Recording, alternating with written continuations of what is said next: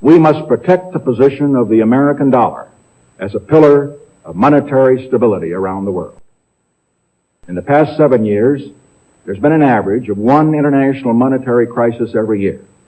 Now, who gains from these crises? Not the working man, not the investor, not the real producers of wealth. The gainers are the international money speculators.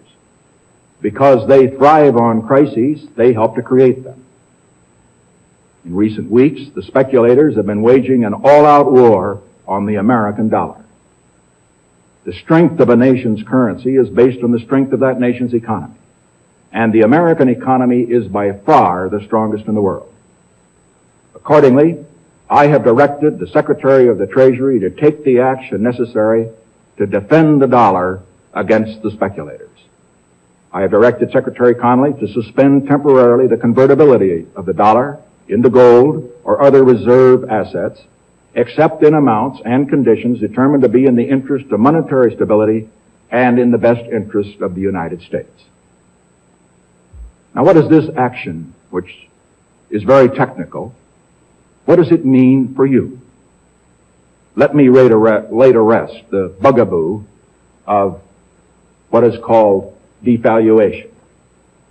If you want to buy a foreign car or take a trip abroad, market conditions may cause your dollar to buy slightly less.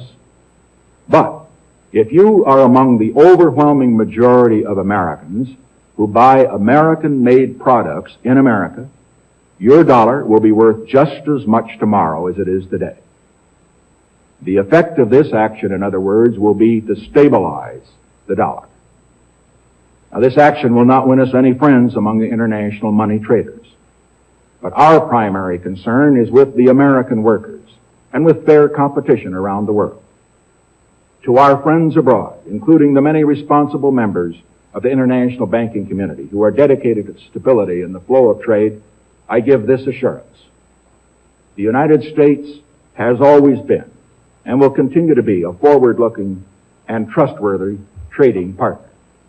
In full cooperation with the International Monetary Fund and those who trade with us, we will press for the necessary reforms to set up an urgently needed new international monetary system. Stability and equal treatment is in everybody's best interest. I am determined that the American dollar must never again be a hostage in the hands of international speculators. I'm taking one further step to protect the dollar, to improve our balance of payments, and to increase jobs for Americans. As a temporary measure, I am today imposing an additional tax of 10% on goods imported into the United States.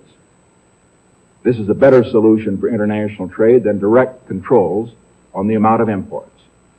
This import tax is a temporary action. It isn't directed against any other country.